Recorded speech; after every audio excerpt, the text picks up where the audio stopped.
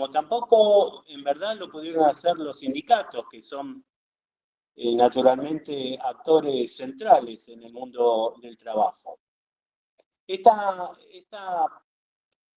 reforma se impuso, en cierta manera, por el importante poder de los votos a los que consiguió el gobierno fundamentalmente en las últimas elecciones.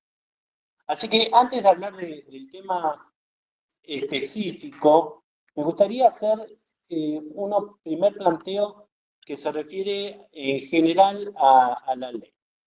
Este va a ser un ciclo que organiza la facultad, que estaba preguntando recién, tiene otros expositores y expositoras que se van a referir al derecho laboral. Así que me parece bien hacer una introducción.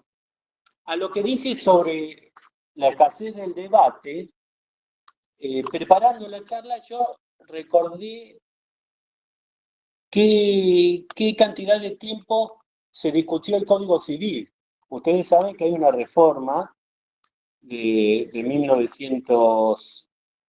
2015 que reforma un Código Civil, bueno, que tenía más de un siglo, que fue reformado por el decreto ley 7711, tuvo infinidad de reformas, pero la última es la más importante. ¿Ustedes saben cuánto tiempo insumió la discusión de esta reforma? Y digo, ¿por qué comparable en cuanto a la importancia que tiene a la de esta reforma laboral? Bueno, 4 años, señores, señoras, 4 años se estuvo discutiendo. La cantidad de congresos que se realizaron, que se llevaron adelante en todo el país, inclusive uno de ellos se realizó en nuestra provincia, para sacar un fruto consensuado entre diversas personas, juristas, todos ellos y ellas, que tenían diferentes posiciones ideológicas. Y eso me parece importante. Y se llega a un proyecto, luego aprobado por el Congreso. Es cierto que solamente por el oficialismo, pero se llega allí con un consenso muy importante en las distintas escuelas, de las distintas escuelas jurídicas que conforman el arco ideológico en nuestro país. Bueno, acá ocurrió exactamente lo contrario. Es más, digo, quienes apoyan esta normativa, salvo algunos casos excepcionales, los juristas, los jueces, los abogados y las abogadas que apoyan esta iniciativa, esta ley, son, bueno, los creadores, que son abogados de grandes empresas, los funcionarios del gobierno y muy pocas personas más. Al menos no han dado a conocer públicamente, no han debatido la ley, no se han sentado en conferencias, en charlas. Por supuesto, ni hablar de que tampoco ha habido actos de apoyo, como si hubo tantos actos de repudio de esta norma en todo el país. Y esto me parece que es un punto de partida que tenemos que ver para analizar y para comprender que es una ley que no tiene consensos, que no tiene acuerdos, que representa solamente un sector ideológico y que representa indudablemente determinados intereses. Entonces, comprendido esto, uno puede seguir avanzando en la ley, pero me parece interesante marcarlo. Miren, en la discusión previa de la ley, en los pocos meses en los que se discutió la ley, la cantidad de encuentros, de conversatorios, de charlas, de conferencias, inclusive de reportajes que se han realizado, han sido todos con un resultado de que no hay consenso, es más, hay repudio para esta reforma. Y yo les recuerdo que no es la primera vez, ni mucho menos, que se realiza una ley o una norma estatal, porque la 21.297 no es una ley, sino que es una norma estatal. Es la primera vez que se realiza, no es la primera vez que se realiza una ley de reforma flexibilizadora que resta derecho a los trabajadores, trabajadoras y a los sindicatos. No hay que dejar de lado que también se restan derechos a las asociaciones sindicales. La realidad es que de reformas flexibilizadoras laborales podemos hablar de muchísimas. Una de ellas, como ya dije, es la que instauró la dictadura cívico-militar en abril de 1977, antes de cumplirse el mes de la instauración de esta dictadura.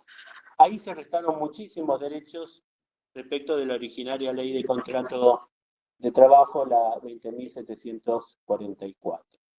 Bueno, con la reinstauración de la democracia se obtuvieron nuevamente algunas de aquellas normas que se habían derogado, no todas ni mucho menos, solo algunas de ellas, y con este gobierno se obtuvo lo contrario. Es decir, a los 20 días de asumido el gobierno actual, se dictó el DNI, mejor dicho, no el DNI, el DNU, el Decreto de Necesidad y Urgencia 7023, que en su capítulo cuarto establece la pérdida de derechos.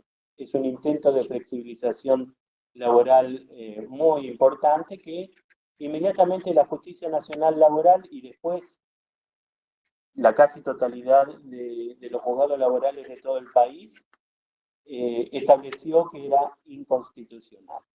Entonces, se insistió con la denominada ley base, ¿no? La 27.742, que instaura también una flexibilización laboral muy importante. Esta ley, que tampoco fue debatida como fue el Código Civil, digámoslo, esta ley tenía originalmente cerca de 80 artículos, pero como no había consenso, ni mucho menos, mejor dicho, consenso no había, pero no les daban los votos como para aprobarla, la redujeron creo que a 18 artículos, muy importantes porque significaban un retroceso en lo que se refiere, por ejemplo, a las denominadas multas, son indemnizaciones agravadas de los trabajadores para los despidos de incumplimientos graves de los empleadores. Bueno, en ese momento no consiguieron los votos, entonces la tuvieron que reducir.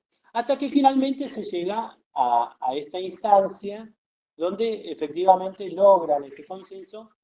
¿Y qué es lo que se hace? Y bueno, se incorporan 219 artículos respecto de los cuales es muy difícil encontrar alguno que beneficie a los trabajadores mínimamente. Es decir, uno ya escucha esto y dice, no puede ser que una ley sea solamente en beneficio de los empleadores. La misma ley de contrato de trabajo original y la reforma de la dictadura militar traía un cierto equilibrio. Digo, había artículos que eran favorables a la parte empresarial y algunos a la parte trabajadora. Pero, digamos, para ser claro, no era tan protectora porque no establece la posibilidad de la estabilidad en el empleo. Y ese es un eje central. Nunca tuvimos nosotros en la legislación nacional justamente la estabilidad del empleo, que es, si se quiere, la máxima protección. La máxima protección para los trabajadores. Es decir, que aquellos que dicen que la balanza se inclina para un lado, después se inclina para el otro, bueno, no es cierto eso. Eso es lo que se repite una y otra vez, pero la realidad es que ni la ley 21.297 tenía tanto tanto apoyo para la clase trabajadora. Entonces nos encontramos con una norma que tiene estas características. Ahora, ¿qué es lo que se dice fundamentalmente para, digamos, como apoyo para que la población crea, o inclusive la clase trabajadora crea, que esta es una ley que tiene algún rasgo positivo? Y lo que se dice es que de esta forma, al flexibilizarse el contrato de trabajo, lo que se va a lograr es que mayor cantidad de trabajadores sean empleados por las pequeñas y medianas empresas o por las grandes empresas.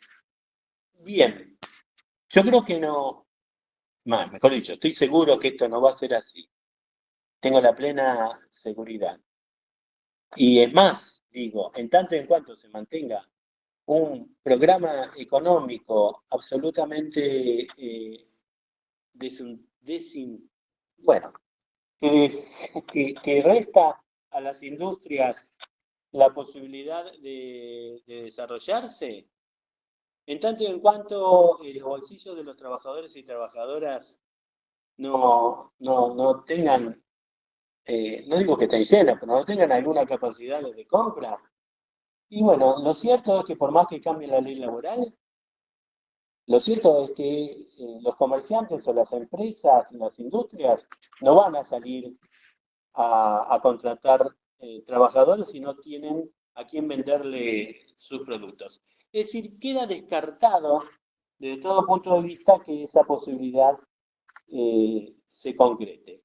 Pero digo más, dentro de la flexibilización laboral hay una ley emblemática, si se quiere, para los que tenemos alguna edad, que es la denominada ley Banejo. No sé si han escuchado nombrarla. Bueno, el nombre que se le ha dado popularmente a la ley hace saber cómo fue lograda la misma. Y yo le voy a agregar algunos datos. Esa ley Banejo, ¿saben cuánto tiempo duró? Duró 3 años. Duró 3 años y fue derogada porque la cantidad de inconstitucionalidades y la repulsa social que trajo aparejada provocó eso. Más allá de que nació mal, porque nació con negociaciones espurias. Bueno, yo le digo algo. ¿Cómo nació esta ley? Y bueno, esta ley nació, como todos sabemos, con negociaciones realizadas ¿con quién? ¿Con quiénes? Con los gobernadores, ¿no? Digo, ustedes han escuchado que tal o cual funcionario se reunía con los gobernadores para tratar la reforma laboral, o que iban los gobernadores y se reunían en la Casa Rosada con Santilli o con cualquier otro funcionario del gobierno. ¿Con qué fines? Y para obtener el acuerdo para la reforma laboral. ¿Y a usted le parece que los gobernadores son los representantes de los trabajadores en función de sus intereses para realizar estos acuerdos? Yo no digo que haya sido la Banejo, eso obviamente no lo sé, pero indudablemente hubo negociaciones por quienes no estaban investidos de la legitimidad para realizarlas. Me parece que eso también es claro y eso habla un poco del origen de esta norma y quizás de lo que en definitiva signifique cuánto tiempo va a durar la misma. Así que eso me parece que es una cuestión central que nosotros tenemos que tener en cuenta cuando analicemos la denominada ley de modernización. Y me parece importante decirlo porque, bueno, va a haber otras charlas que se van a referir a cuestiones concretas, que las mencionó Miguel, y me parece que es necesario dar un contexto para hacer este análisis. Y el contexto me parece que es el que yo acabo de mencionar. ¿Qué agrego? Bueno, hubo muchas leyes de flexibilización laboral, inclusive durante la década del 90, que se parecían mucho a las que actualmente está vigente. Allí se plantearon, se crearon los denominados contratos basura, así fueron llamados, que eran contratos en donde el trabajador, por ejemplo, los trabajadores jóvenes, el primer empleo, o los trabajadores que ya tenían más de 45 años, o contratos que se los denominaba como de formación, pero que en realidad significaban personas que se incorporaban al mundo del trabajo sin derechos o prácticamente sin derechos.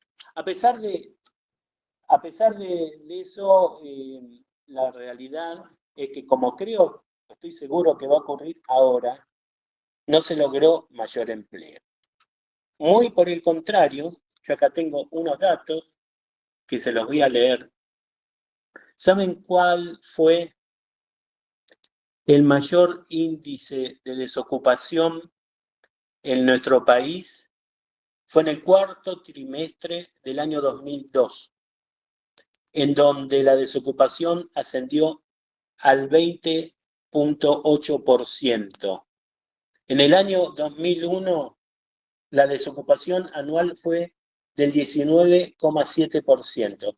Es decir, estoy hablando de la época en donde había una flexibilización laboral bien marcada, igual o muy parecida a la que existe actualmente a partir de la semana pasada. ¿Y ustedes saben cuál fue el mínimo de desocupación? Fue en el año 2023, cuando estaba toda la rigidez de las leyes laborales. En el año 2023, que fue el mínimo, la desocupación fue del 5,7%. Esto yo creo que resulta bastante definitivo de que la reforma laboral, en cuanto a los objetivos que se declama, que se propone, no los cumplió en absoluto en aquel entonces y tampoco los va a cumplir ahora. Es más, ya dijimos que existe una flexibilización laboral mediante el decreto 7023 y la ley base, ¿no? ¿Saben en cuánto se ha aumentado, según los índices oficiales del SIPA, del Sistema Integrado Previsional argentino? 300.000. Desde que se comenzó a flexibilizar la legislación laboral, hay 300.000 puestos de trabajo menos registrados, de trabajos dignos, de trabajos en blanco. Y esto, bueno, es una muestra que el que no la quiere ver, allá él, pero me parece que todos estos datos que acabo de mencionar resultan ser muy, muy importantes para lo que estamos hablando en el día de hoy. A ver, sentado esto, que me parece que es central, quiero decir, digo, ¿por qué en el 2023 entonces existió un mínimo de desocupación en nuestro país? Bueno, señores, señoras, porque la economía funcionaba, porque los trabajadores y las trabajadoras, que son los principales consumidores, tenían dinero en su bolsillo para gastar. Y el empresario y el comerciante, el industrial, el comerciante, tenían incentivo para contratar personas, porque tenían la intención de producir más, de vender más. Y lo podían hacer inclusive cumpliendo con toda la legislación laboral, porque tenían ingresos que se lo permitían. Había algunos que, por supuesto, en ninguna ocasión tenían la intención de cumplir con la ley. Pero yo tengo que decir que la mayoría de las personas empresarias sí tienen esa intención. Algunos no lo hacen, es cierto, porque quieren obtener más beneficio o más seguridad o por la razón que sea. Pero bueno, lo cierto es que esa es un poco la realidad pasada y desgraciadamente creo que va a ser la realidad futura. Todo esto que acabo de decir significa, en definitiva, y aquí estoy siguiendo, no es una invención mía, estoy siguiendo a juristas muy importantes, no solamente laboralistas, sino constitucionalistas, concretamente el doctor Andrés Gil Domínguez, que dice que esta es una ley netamente inconstitucional. Digamos, ya hemos visto, ustedes ya saben, que es una ley que difícilmente tenga algún artículo que beneficie a la clase trabajadora, ¿no es cierto? Bueno, esto es un dato fundamental porque atenta no solamente contra el 14 bis de la Constitución Nacional, que establece que el trabajo es protegido en cualquiera de sus formas y que garantiza derechos a los trabajadores y también a las asociaciones sindicales, no olvidarse.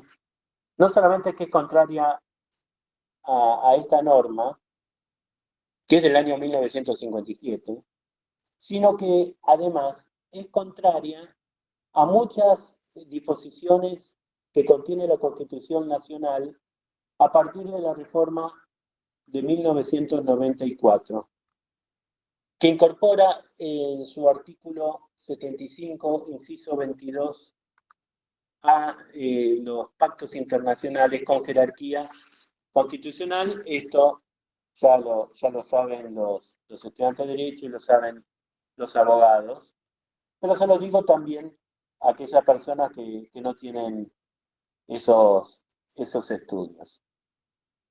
Voy a mencionar cuáles son las normas que se refieren a la cláusula del progreso, que a eso es a lo que me estoy refiriendo. Las normas de los tratados que se refieren a esa cláusula, o lo que es lo mismo, la no regresividad de los derechos. Pero bueno, también la propia Constitución, en su artículo 75, inciso 19, dice que le corresponde al Congreso proveer al desarrollo humano y al progreso económico con justicia social. Esta norma que incorporó el entonces convencional constituyente Antonio Cafiero es una norma que luego fue refrendada, insisto, por los tratados internacionales. Y se refiere a la justicia social que el presidente Milei dijo hace unas semanas en un encuentro internacional que era un robo. Dijo que era un robo.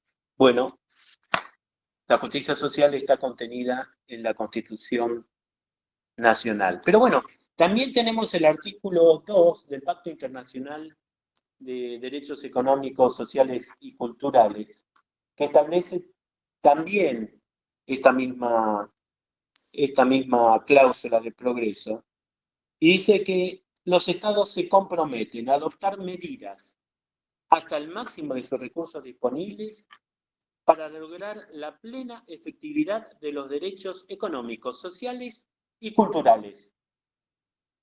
Clarísimo, contundente. Y el artículo 26 de la Convención Americana de Derechos Humanos, que establece la obligación de los Estados miembros de lograr progresivamente la plena efectividad de los derechos económicos, sociales y culturales.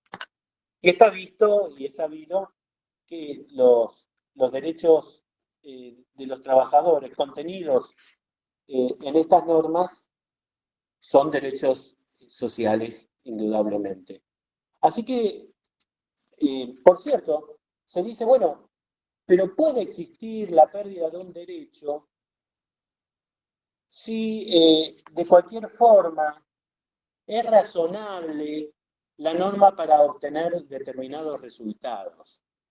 Eso también se enuncia como si se quiere, una cortapisa para la cláusula de progresividad. Aunque no nos gusta mucho hablar de límites a las normas que consagran derechos humanos. Bueno, se dice, pero ¿cuál es el requisito para que existan normas que hacen perder derechos a sectores vulnerables, pero que aún así pueda ser aceptada? Y la razonabilidad en, la, en lo que se refiere a conseguir derechos más importantes en el futuro para toda la sociedad. ¿Se entiende? Esa podría ser una explicación. Bueno, acá yo expliqué al principio, esos objetivos de lograr mayor empleo no se va a lograr, no se va a lograr. La historia ya lo demuestra. Efectivamente, no pasa por sacar derecho de una ley con una larga tradición, como es la ley de contrato de trabajo o la ley de asociaciones sindicales, para lograr mayor empleo digno. A ver, lo que se está logrando, porque esos 300.000 puestos de trabajo que se perdieron, de trabajos registrados, no es que esas 300.000 personas dejaron de trabajar. No, indudablemente que no. Esas personas pasaron a trabajar bajo condiciones de absoluta precariedad, sin ninguna protección. Lo que se llama, en el mejor de los casos, trabajo de plataformas, el que conduce el Uber o el que reparte las pizzas, y que son personas que ponen en riesgo su vida, en muchos casos, su salud, me refiero a los repartidores, o que ponen su capital, su autito para trasladar personas a más bajo costo que los taxímetros. En definitiva, son esas personas que ocurre que en una situación económica mala como la que vivimos, son cada vez más, porque esas 300.000 personas fueron a trabajar a ese lugar, ¿se entiende? Y se disputan entre ellos quién hace el viaje o, por otro lado, tienen que trabajar mucho más para lograr algún sustento que al menos le alcance para la familia, para pagar el alquiler, para pagar la comida. Porque si no se endeudan para pagar hasta la comida, eso también lo estamos viendo, y después se endeudan para pagar la tarjeta o el préstamo. La situación es esa y recién se puede decir estamos comenzando. O uno podría decir, bueno, comenzó, no sé, comenzó hace 2 años o quizás comenzó antes también, pero cada vez se va agravando más y eso lo muestran inclusive los números oficiales. Así que el panorama no es bueno, porque desde ya le adelanto que uno de los objetivos o una de las razones por las cuales se decía vamos a sancionar esta nueva ley de contrato de trabajo o esta reforma a la ley de contrato de trabajo, era justamente porque el grado de informalidad que había, se decía, era mucho, y efectivamente es así.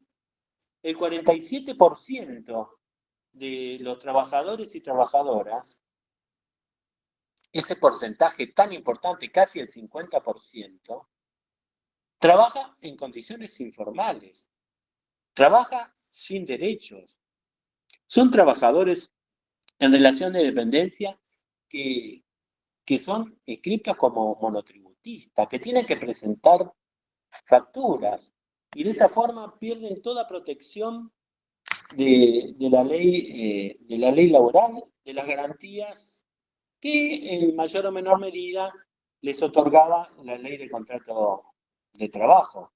Esto es algo significativo y que es muy difícilmente discutible. Así que yo no sé cuáles van a ser los planteos, no puedo saber cuál va a ser la dinámica en los expedientes, pero indudablemente va a haber muchas, mucha, mucha litigiosidad, señalando que aquello que se dice en la industria del juicio es una mentira tal que no resiste el menor análisis. Tanto es así que de esas millones de personas, 4 millones de personas, se calcula que anualmente se ingresan en todo el país cerca de 300.000 juicios laborales. Ahora bien, esas 4 millones de personas no es que no tengan derechos, tienen derechos, pero soportan trabajar sin derechos por la necesidad, que es la situación normal de la clase trabajadora. La persona que va a trabajar, en general no lo hace porque tenga ganas de ir a trabajar. Digo, eso de que el trabajo dignifica, y bueno, es una frase muy linda, pero en una de esas tiene más interés en dedicarse al deporte o en dedicarse al arte o a estar con su familia. Pero digo, supongamos que el trabajo dignifique. ¿Qué trabajo dignifica? Y el trabajo realizado en condiciones justamente donde se respeten sus derechos, en condiciones dignas. Ahora, lo cierto es que eso no se va a lograr, insisto, mediante una reforma laboral de este tipo. Esta reforma laboral que por otro lado no significó ninguna modernización, ni mucho menos. De hecho, se deroga la ley de teletrabajo, que es la ley más moderna que había desde el año 2020, tampoco tenía mucha antigüedad, y de hecho fue una ley muy positiva en el sentido de adaptarse a los nuevos tiempos. Pero bueno, lo cierto es que no hay dentro de la ley de modernización laboral ninguna norma que se refiera a las nuevas tecnologías. Digo, supuestamente la motivación de la ley era esa, era la de modernizar las relaciones de trabajo. Bueno, no hay ninguna norma y se derogó la ley de teletrabajo, sin mayores explicaciones. Era una ley que, si bien podía ser perfectible, era de avanzada, al menos en relación a lo que existía antes. Así que de modernización laboral, nada.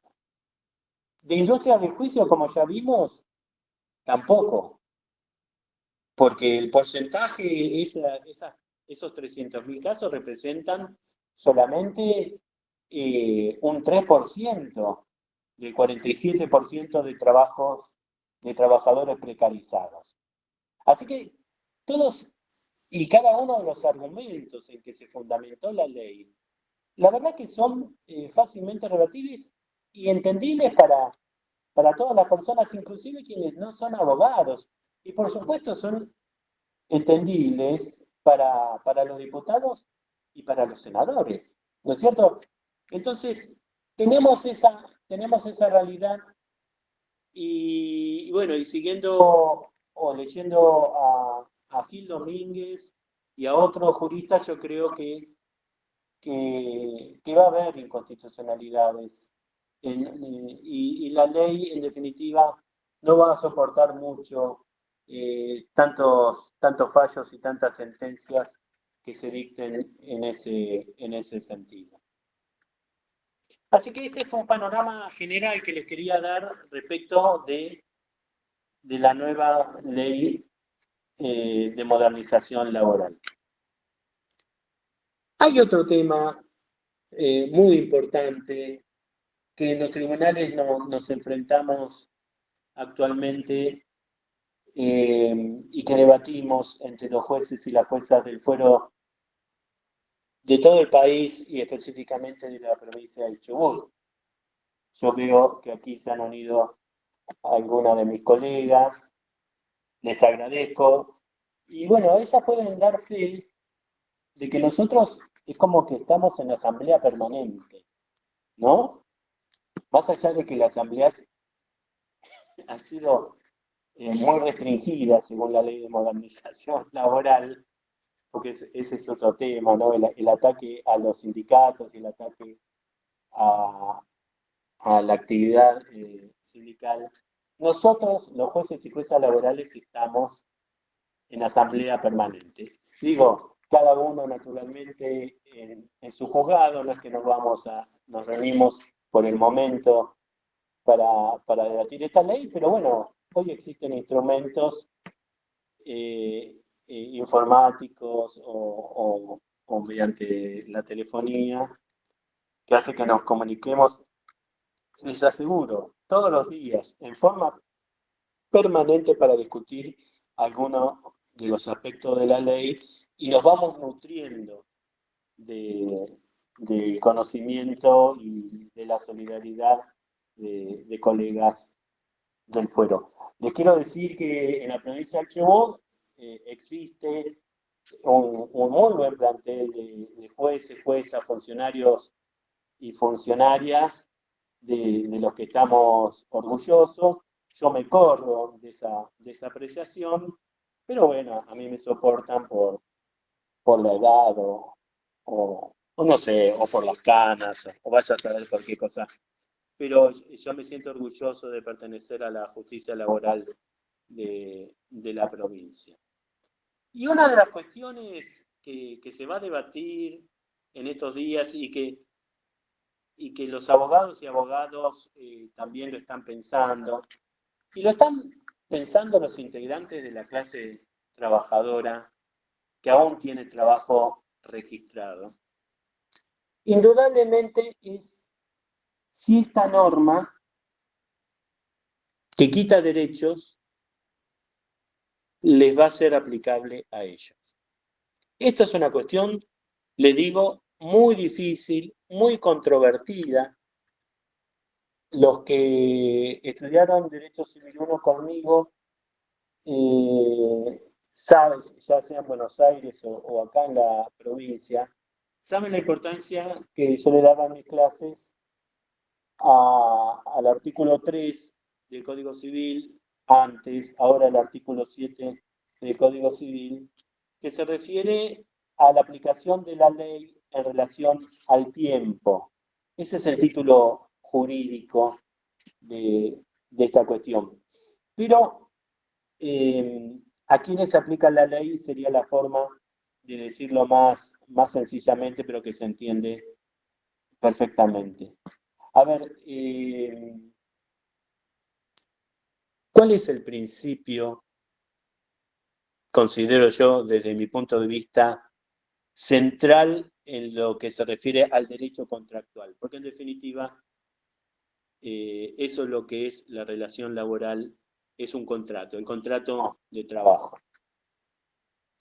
El principio básico de los contratos es que los contratos se celebran para ser cumplidos, ¿no es cierto? Digo, cuando se firma un contrato, la voluntad de las partes que obran de buena fe, se espera que, salvo que exista un caso de fuerza mayor, ese contrato lo tiene que cumplir tal cual fue pactado.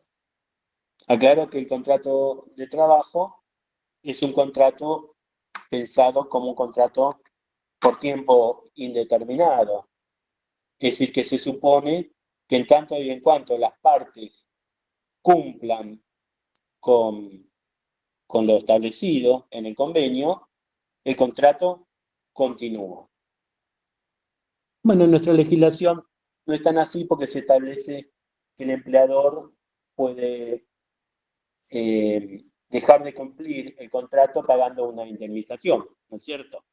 Pero bueno, supongamos que es un contrato como cualquier otro que se firma para ser cumplido.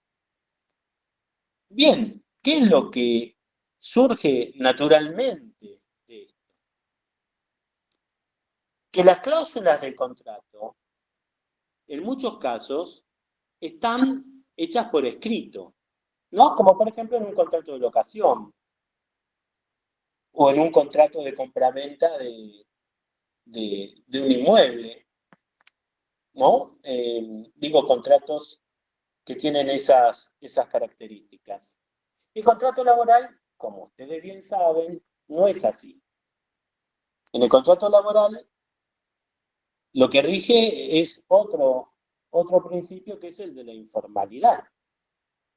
Los contratos que se hacen por escrito en materia laboral son muy pocos. Ustedes lo sabrán. En algún caso especial, le hacen firmar al trabajador un contrato. El trabajador quiere trabajar hasta la jubilación, si es posible, y si se respetan las cláusulas contractuales. Bueno, el contrato laboral es informal. ¿Qué es lo que se acuerda en general en los contratos laborales? Y lo que se acuerda es el precio, es decir, el salario, concretamente. ¿Se acuerda el objeto del contrato? Es decir, cuáles van a ser las tareas que va a realizar el trabajador, el lugar de trabajo, el horario de trabajo, y no mucho más, no mucho más. Sin embargo, el contrato está integrado, es parte de ese contrato, toda la normativa laboral que se supone conocida por las partes y que mayormente es conocida por las partes, sino eventualmente el trabajador va a consultar con su sindicato o con algún abogado amigo y, y el empleador va a consultar en general con el contador, ¿no? Que le va a decir, a veces mal, porque no siempre los contadores saben derecho, pero esa es un poco la realidad. Pero se sabe que lo que contrata de buena fe un empleado y un empleador es lo que acordó verbalmente, ¿sumado a qué? Y sumado a la ley de contrato de trabajo que lo rige desde el momento mismo en que se llegó a ese acuerdo. Y bueno, lo que yo sostengo, que esa integración del contrato con esas cláusulas, algunas que se conversan y otras que están en la ley, continúa por más que la ley cambie. ¿Por qué? Porque claramente el empleador sabe que va a tener que pagar, si lo despide al trabajador sin justa causa, porque tiene ganas, porque lo necesita o porque lo cree conveniente, sabe que va a tener que pagar una determinada indemnización. Y si no, se lo preguntará el contador. Pero el que obra de buena fe no espera, no puede esperar que el gobierno de turno le saque esa obligación.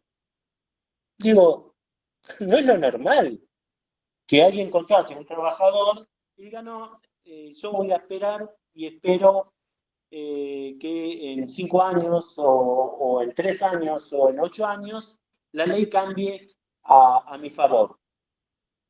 Y yo puedo incumplir el contrato, por ejemplo, sin pagar una indemnización porque va a haber un fondo de asistencia laboral donde yo voy a aportar, o la indemnización no va a ser tal, sino que va a ser menor, o que va a tener un tope, o que la voy a poder pagar en cuotas, qué interesante. No, no es así. No es así. La realidad nos muestra que en el momento de contratarse se tuvo en cuenta, o se tuvo que tener en cuenta, la totalidad de la legislación laboral existente en ese momento. Bueno, eso, señores y señoras mías, tiene un nombre, que es el principio de la condición más beneficiosa. Como ustedes saben o se imaginan, existe un principio liminar central en el derecho del trabajo. La misma razón de ser del derecho del trabajo es el denominado principio protectorio, es hacer efectivo el principio protectorio.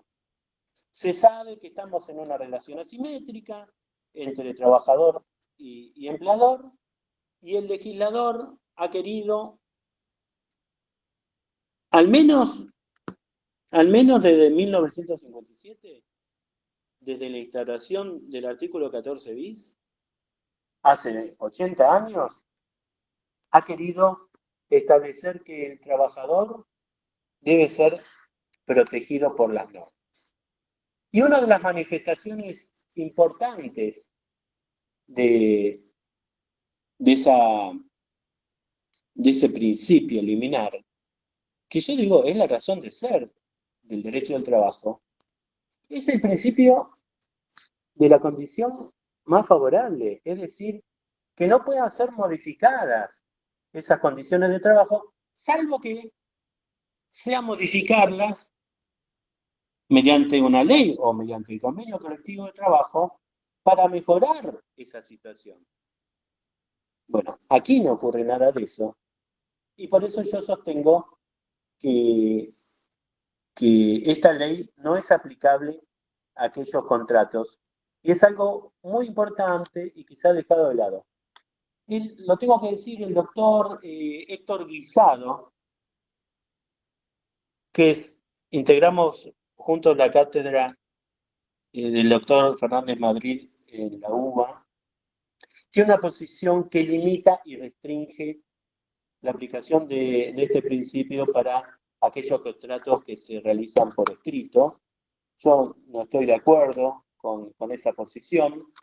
Digo, los derechos en principio no tienen que analizarse con un criterio restrictivo, al contrario, el criterio tiene que ser amplio por la validez de los derechos.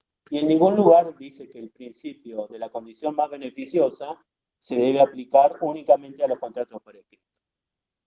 No, realmente me parece que ese gran jurista que es sectorizado no es aceptable en nuestra materia. Lo digo con todo respeto al querido colega. Les menciono algo que me parece que es un ejemplo que ustedes van a poder comprender y que descubrí hace unos días preparando esta charla, pensando en esta charla. Miren, el bendito DNU 7023, que tanto hemos hablado de él acá, no solamente pretendía quitarle derecho a los trabajadores, sino que también actuó, y en este caso no hubo ninguna declaración de inconstitucionalidad respecto de los inquilinos, otras personas vulnerables como el trabajador, porque hay una persona que es la persona que domina ese contrato, que es el dueño de la propiedad, ¿no? Eso me parece que es evidente. Entonces, el decreto 7023 derogó la ley 27.551. Esta norma, yo he sido inquilino en esa época, esta norma establecía dos cuestiones muy importantes en protección del inquilino, que eran justamente la actualización de los valores, que se realizaba una vez por año, y el plazo, que era de 3 años. Los que fuimos inquilinos sabemos muy bien lo que significa tener que renovar el contrato y los gastos que esto implica. Así que por supuesto que haber subido de 2 años, que era lo que decía la legislación anterior, a 3 años, era muy importante, fue muy importante. Y que la actualización sea cada año también es muy importante porque he sabido que los sueldos no se actualizan de la misma manera ni en la misma proporción que, por ejemplo, el índice de precios al consumidor. Eso lo sabemos. Entonces, esta derogación del artículo 249 del decreto 7023 hizo esta derogación, pero, y aquí está lo importante, lo que yo quiero señalar, estableció que los contratos anteriores, lo que se había contratado anteriormente en protección del inquilino, continuaba. Lo que es muy lógico, porque ¿cómo se iba a modificar a mitad del contrato en contra del inquilino, que es a quien la ley pretendía proteger esas cláusulas? Bueno, ¿por qué tiene que ser distinto en el contrato de trabajo? La lógica dice que el contrato debe ser respetado hasta su finalización y en la finalización misma, y aquí me estoy refiriendo a las indemnizaciones. Y me estoy refiriendo a las indemnizaciones agravadas que derogó la ley 27742 también, que yo también entiendo que no es aplicable a contratos que ya se venían ejecutando antes de su sanción. Bueno, ¿qué decirles? Esto es un tema muy controvertido. La ley dice que la ley que se aplicará a partir de su sanción. Bueno, yo digo que se aplicará, pero no a estos casos. Que se aplicará a los casos, al resto de los casos, como dice o como surge de la actual legislación en materia locativa, a los contratos celebrados a partir de que entra en vigencia la norma, a partir del 6 de marzo del 2026. Yo entiendo que esto es así. Pero fíjense en algo muy importante, y con esto voy finalizando esta primera intervención. Sturzenegger, Federico Sturzenegger, el ministro de desregulación de este gobierno, y que es un poco el inspirador de esta norma,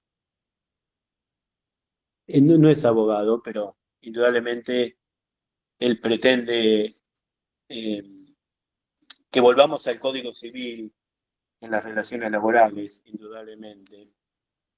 Y no sé si no es mucho el Código Civil para esta persona. Dice que esta norma se aplica a todos los casos, lo dijo expresamente. En contra de lo que yo opino, en contra de lo que yo creo. Pero fíjense ustedes qué apoyo tengo en mi postura. Ni más ni menos que el que fuera abogado de Techín, abogado empresarial muy importante en el mundo del derecho del trabajo, que hoy es secretario de Trabajo de la Nación, el doctor Julio Cordero. El doctor Julio Cordero se presentó en la comisión del Senado en donde se discutía este proyecto y expresamente dijo, y está en los videos, expresamente dijo que esta es una ley para el futuro, esta es una ley para los nuevos trabajadores que ingresen a partir de su sanción. Y dijo expresamente que esta es una ley que no tiene efecto retroactivo. Entonces, me parece que esto es lo que escucharon los senadores en el momento que el gobierno fue a presentar la ley.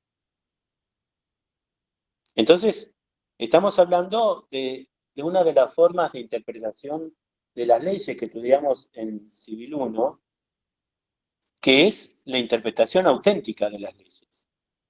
Si los senadores lo escucharon al secretario Corneo, ya no es ministro, pero al secretario Cordero, y votaron en función de lo que este le dijo, bueno, yo me siento apoyado para resolver las cuestiones de la manera en que lo dijo ni más ni menos que el secretario de Trabajo.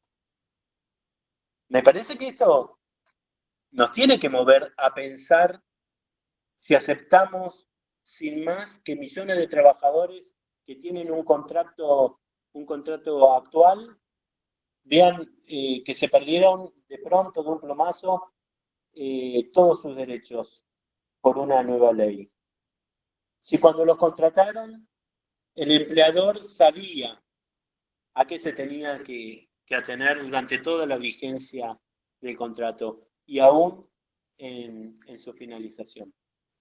Así que creo que tenemos que pensar respecto de a cuáles personas se aplica en función de esto. Y ahora sí, para finalizar, el artículo 7 del Código Civil, el famoso artículo 7 del Código Civil. Es una norma que se invocó mucho cuando se trató en los tribunales el DNU 7023, porque algunos pocos jueces y juezas pretendían aplicarlo retroactivamente, hacia atrás, especialmente en lo que se refiere a las indemnizaciones agravadas, a las multas. Esta norma, como había dicho antes, derogó esas indemnizaciones. Esas indemnizaciones que lo que buscaban era justamente que los trabajadores que se incorporan al mundo del trabajo lo sean registrados y con todos los derechos que establece la ley laboral. Bueno,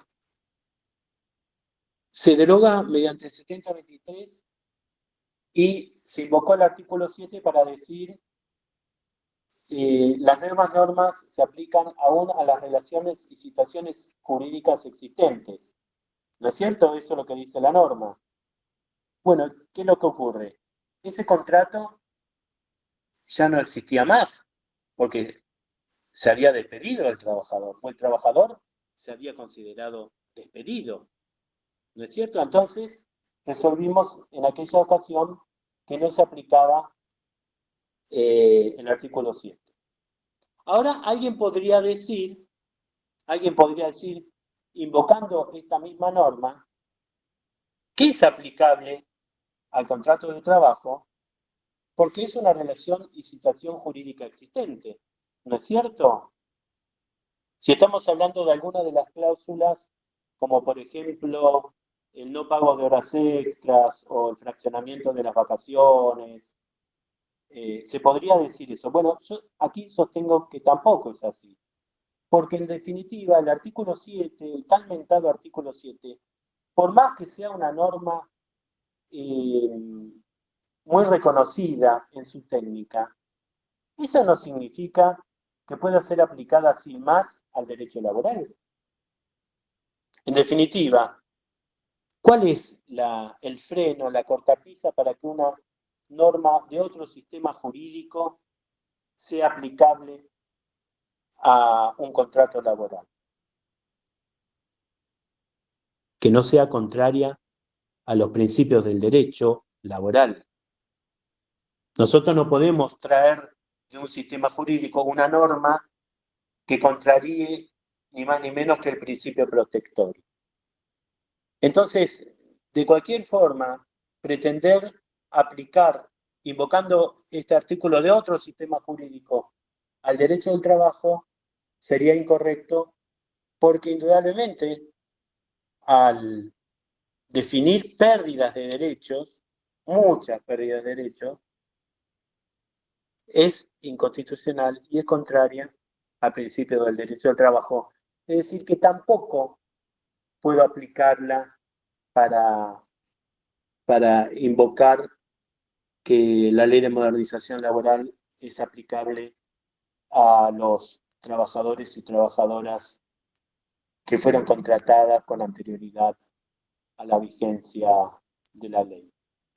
Insisto, es un tema muy controvertido, muy difícil, pero que hay que verlo a la luz de los principios y del derecho constitucional.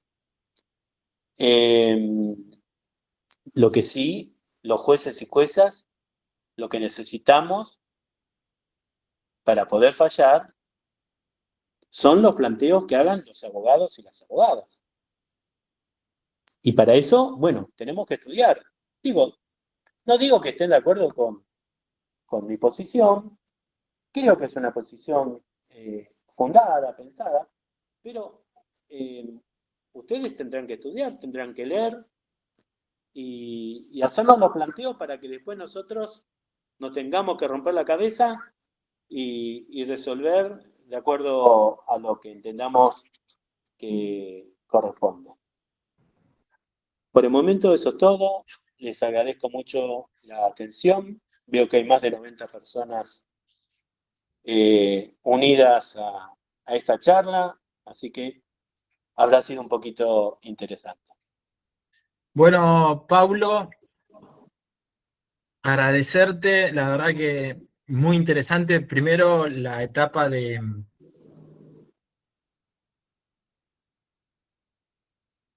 Perdón, ¿se está escuchando? Perfecto. Ah, bien, bien, pensé que estaban hablando y agradecerte primero la concientización que has hecho de respecto a esta normativa, que es muy importante para que podamos entrar en tema. Y a brevísimo título de repaso, en pequeñas consideraciones que fui tomando, porque no he visto preguntas en el chat, entiendo que igual es un tema muy importante el que has dado. Recuerden, Paulo acaba de citar como principios progresividad del artículo 75 de la Constitución, inciso 19, incorporado por pactos internacionales por el 22. Recuerden también el pacto, el artículo 2 del Pacto Internacional de Derechos Económicos y Sociales, el artículo 26 de la Carta de Derechos Humanos. Bajando lo que es ya el derecho local, el artículo 7 del Código Civil, con el artículo 7 de la Ley de Contrato de Trabajo en la condición más beneficiosa. Pero fundamentalmente, el artículo 14 bis de la Constitución. Y para cerrar, a título de brevísimo resumen, cualquier cosa corregime, Paulo, obviamente, hacer los planteos para que los jueces tengan la herramienta, porque el 6 de marzo marca un hito temporal. Un antes y un después en la legislación laboral. Así que es muy interesante la postura, la verdad que he prestado mucha atención a lo que has contado, y la verdad, bastante bien como para poder defender y armar una linda estrategia en planteos que seguramente al colega de la otra parte le va a costar también estudiar. Así que hay para los dos lados, para un lado y para el otro. Y después, bueno, ustedes como jueces, ahí también estoy viendo a mi mentora, así que van a tener que poder resolver. Así que queda también en nosotros los abogados poder resolver o plantear bien estas cuestiones, y por eso agradezco esta forma de razonar que nos estás dando para poder mejor defender los derechos tanto de una parte como de la otra. Naturalmente que mi posición en esta no es objetivo, yo no comparto esta reforma laboral, salvo en por ahí 2 o 3 artículos, quizás, pero la verdad que se ha desperdiciado una oportunidad de una verdadera actualización como nos hubiéramos correspondido a los tiempos que corren. Pero bueno, no voy a hacer más comentario que eso. Agradecerte nuevamente, Paulo. Si quieres alguna palabra final, y ya me voy despidiendo, saludando. Así, si quieres alguna palabra final, le dejamos la palabra a Ignacio por parte de la universidad. Paulo. No, solo agradecer la atención que me han prestado durante todo este tiempo, agradecer a mis colegas magistradas que han estado presentes, y bueno, y a todas las personas, ¿no? Estudiantes, abogadas, personas que no estudian esta materia, esta disciplina. Y bueno, y nos vemos en tribunales o en alguna otra charla o encuentro. Bueno, Paulo, la verdad que muchas gracias Miguel, también a quienes están conectados. La verdad que tuvimos prácticamente 100 personas todo el tiempo, ahora tenemos 90. Fue muy interesante y la verdad que nos enriquece mucho este tipo de actividades. Así que agradecerte nuevamente en nombre de la facultad. Gracias, Miguel, también, por quien nos hizo el lazo para acercarlo. Y obviamente a todos los seguimos esperando en todos los nuevos ciclos de debate que se van a ir produciendo. Así que bueno, desde ya, muchísimas gracias y seguiremos en contacto.